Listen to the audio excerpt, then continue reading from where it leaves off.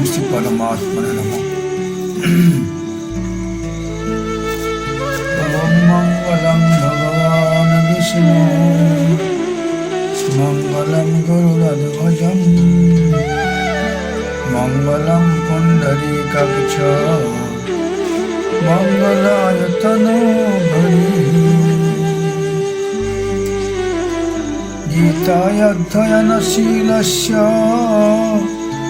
प्राणायामपरस्य च नैव सन्ति पापानि जन्मान्तरकृतानि च।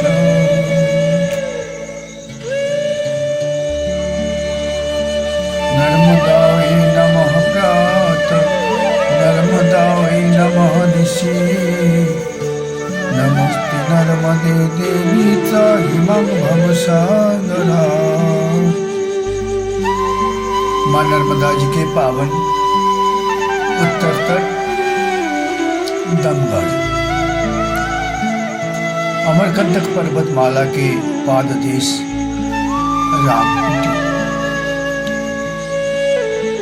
रामकुटी से विदा लेके तीर्थ यात्री परिक्रमावासी जंगल के भीतर यात्रा शुरू किया।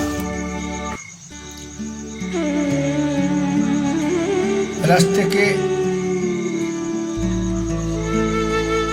भटकने के जो अवस्था है उससे बचने के लिए धर्मात्मा जो लोग होते हैं उन लोगों ने जहाँ तहाँ रास्ते के पास बड़े बड़े झाड़ों में परिक्रमा मार्ग निशानी लगा दिया, तीर चिन्ह लगा दिया, चूना से पत्थर को पोत दिया जिससे कोई भी प्रकार की दिक्कत ना हो। दमगढ़ से चलते समय बड़ी ऊंचाई बहुत है पर्वतमाला का। दमगढ़ नाम बड़ी सुंदर है। दम का मतलब यह है प्राणदायिनी शक्ति। सारे विश्वमंडल जो है प्राण की स्फूर्ति से ही सब कुछ जीवित है। दम अगर शरीर से निकल जाए तो शरीर मुर्दा जैसे हो जाते हैं। वही प्राणदायिनी शक्ति अपने को मिल जाता है जंगल से ही। बड़े बड़े झाड़ पेड़ जो है प्रकृति जो है उनमें से अपने को मिल जाता है प्राणदायिनी शक्ति। उसी शक्ति का ही जहाँ गढ़ है वही है जंगल। वन देवता कितनी सुंदर है। अगर नजरों से न देखा जाए तो पता नहीं चलेगा। जैसे साधु तपस्या करते हैं ध्यान समाहित होके, उसी प्रकार बड़े बड़े साल का जंगल, साल का पेड़, असना, कहीं कहीं दूसरे पेड़ों में लगा हुआ है लेकिन साल जंगल ज्यादा है। इसी जंगल में रहते थे धनेश नाम के पक्षी और भी दूसरे पक्षियों का आवाज कहीं कहीं मिल जाते हैं। लेकिन ये छोड़ के भी एक आवाज मिल जाते हैं जैसे कन्हैया की बंसुरी अभी भी बज रहे हैं। लेकिन सुनने वाले जो है धनिर अंतर्गतम ज्योतिर अंतर्गतम मना तन मना बिना याति तद विष्णु परमं पदम। वही मेरा परम पद है। निर्जन भूमि है तो तीर्थ यात्री अगर आपस में बातचीत न करे, बंसी के तरफ, बंसी की आवाज सुनने के तरफ अगर ध्यान देके रास्ते में चले तो बड़ी आनंद आ जाता है इसी जंगल के भीतर। तो चलते रहते हैं। कहीं कहीं नाला भी है। नाला देख के भटक जाएंगे तो नर्मदा जी नहीं गए। नर्मदा जी की जलधारा ऐसी छोटी सी है कन्या। इसी प्रकार जंगल के भीतर कहीं कहीं छोटी सी धार भी मिल जाती हैं। चलते चलते कहीं कहीं पर्वत की ऊंचाई के कारण सीढ़ी बना दिया गया। सीढ़ी के आजू बाजू झाड़ों में नाम लिखा हुआ है सिंदूर। सिंदूर का पेड़ भी है, तेंदू के पेड़ भी है, इसमें नाम लिखा हुआ है, लेकिन तेंदू नहीं है। माई की खर्राट की आवाज हर हर और भी सुनाई देती है कहीं कहीं, लेकिन माता जी यहाँ पर दंगल के आगे तक पूरे के पूरे उत्तर वाहिनी है। माँ नर्मदा जी पहुंच जाते हैं तीर्थ यात्री चढ़ाई उतराई करते हुए। कहीं कहीं इतनी घनी जंगल है, सूर्य नारायण का प्रकाश भी नीचे बहुत कम मिल जाते गए। तकरीबन 3 घंटा रास्ता तय करके परिक्रमावासी आप पहुंचते हैं कपिल धारा के पास। कपिल धारा से नीचे उतर के और थोड़ा आगे बढ़ेंगे तो उत्तर तट पर ही आपके मिलेंगे दुर्वासा ऋषि का गुफा। वहां पर एक बाबा जी विराजमान गए, उन्होंने गुफा के भीतर ले गए दर्शन करने के लिए। गुफा के भीतर दूसरा गुफा भीतर भी गए, दूसरा गुफा भीतर भी है, भीतर गुफा तीर्थ यात्री दर्शन करते गए। लेकिन बड़ी विचित्र ये है भगवान की कैसी बनावटी है, इतने ऊपर पत्थर लादा हुआ है लेकिन गुफा जो के त्यों बना हुआ है, कैसी कारीगरी से परमात्मा ने बनाया। प्राचीन ऋषियों ने इसके भीतर बैठ के तप करते थे, अपने मन को तत्र एकाग्र मनः कृत्वा यत् चित्तेन्द्रिय क्रिया, मन को विषय से उठा के अपने कुटस्थ में समाहित करने का ये जगह है। वेदा विभिन्ना स्मृतयो विभिन्ना न्यासो मुनिर्यस्य मतं न भिन्नम् धर्मस्य तत्त्वं निहितं गुहायां महाजनो जनवतस्य पंथा। धर्म की बड़ी विचित्र महिमा है जो गुप्त है, गुहा के भीतर छिपा हुआ है, और उसी को जानने के उद्देश्य से ही साधक अपना साधना करते गए, जो अपने हृदय गुहा में विराजमान गए। दूध धारा भी सामने गए, जिसका झरना बहुत लोग स्नान बना रहे हैं झरना धारा में। साधु संतों का कहना है जब कोई भी तीर्थ यात्री माता को दर्शन करने के लिए, माता जी की महिमा अनुभव करने के लिए आ जाते हैं, तो उसका अनुभूति ये कहते हैं साधु संतों का वाणी, संसार में रहते हुए भी संसार के प्रति विरक्ति, जैसे कमल का फूल कीचड़ में जन्म लेता है, लेकिन कीचड़ उनके बदन में बिल्कुल नहीं है, तनिक भी नहीं है। कीचड़ से निकले जल के भीतर से तपस्या करते हुए ऊपर आ गए, सूर्य भगवान का दर्शन करते हैं। सूर्य भगवान को दर्शन करके उन्हें अपना जीवन को सफल बनाते हैं। कमल का फूल इसी प्रकार जो पुण्यात्मा साधक आत्मदर्शन करने की इच्छा करते गए, वही संसार के प्रति विरक्ति होके यहाँ पर पहुंच जाते हैं।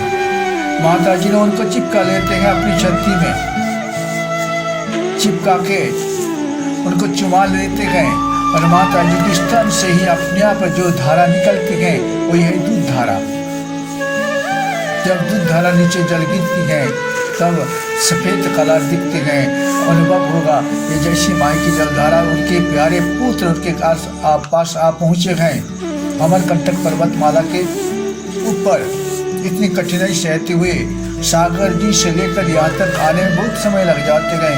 कितनी प्रकार की परिस्थितियों को सामना करना पड़ता है, लेकिन सारी परिस्थिति को उनने स्वीकार करके भगवान की महिमा, माता जी की परीक्षा, अपनी किस्मत का खेल सब समझते हुए उनने श्री गीता जी की बड़ी सुंदर उपदेश भगवान जी अर्जुन के प्रति दे रहे हैं। अर्जुन जद यग्रे विषमी परिणामे अमृत पमम तत्सुखम सत्यकम तृप्त आत्म बुद्धि प्रसादजम। जो पहले करते समय कष्ट अनुभव होता है वो आखिर तक ब्रह्मानंद सुख का दाता ही है, तो उसको उपेक्षा करके साधक कोई ब्रह्मानंद सुख पाने के लिए जब माता जी के किनारे को आश्रय करते गए तो उनको यीशु मिल जाता है। अब तीर्थ यात्री माता जी को नमस्कार करते हैं। तपस्वी, दुर्वासा ऋषि सभी को नमस्कार करते हुए आगे यात्रा बढ़ाते गए। कपिलधारा, कपिलधारा बड़ा विचित्र जगह है। ऊपर से बहुत करीब 50 फीट नीचे जलधारा नीचे आगे गिरते गए। अलमाई के बीच बीच बड़े बड़े पत्थर जैसे आड़े हैं। मैं तुमको नहीं जाने दूंगी। पत्थर जैसे असुर भी धर्म में खड़े हैं, हम तुमको जाने नहीं दूंगा। लेकिन माताजी सभी का बाधा पार करके सागर को दौड़ जाती हैं और पत्थर के ऊपर ही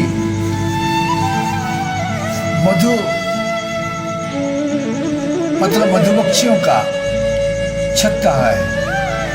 वहां पर सावधान वार्ता भी लिखा हुआ है, मधुमक्खियों को कोई भी मत सताना, उधर उंगली नहीं बढ़ाना, अपनी चुपचाप दर्शन करो और चले जाओ। बहुत स्नानार्थी उस जलधारा के नीचे स्नान करते गए और पास पास एक औषधि लगा हुआ है जिसके नाम कहते हैं पत्थर कुच्ची।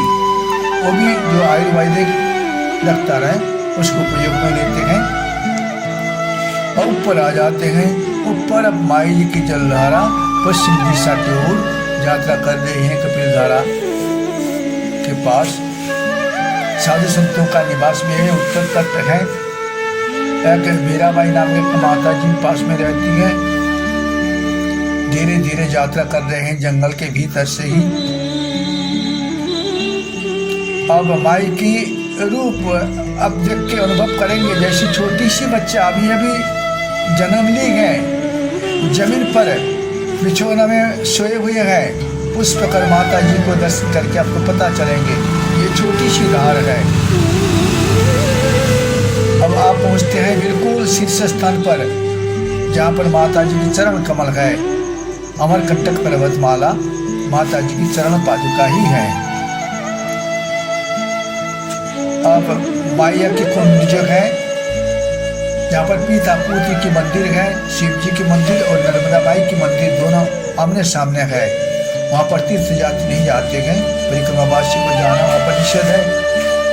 जलधारा वहीं से प्रवाहित है। दूर से नमस्कार करके आगे बढ़े आते गए। मैया की बगीचा, मैया की बगीचा प्रवेश करते समय एक कुंड है बड़ा भारी, सरोवर जैसे दिख रहा है। उसके नाम है सावित्री कुंड। गायत्री कुंड, सावित्री कुंड दोनों प्रकार के कुंड आसपास में दिखते हैं।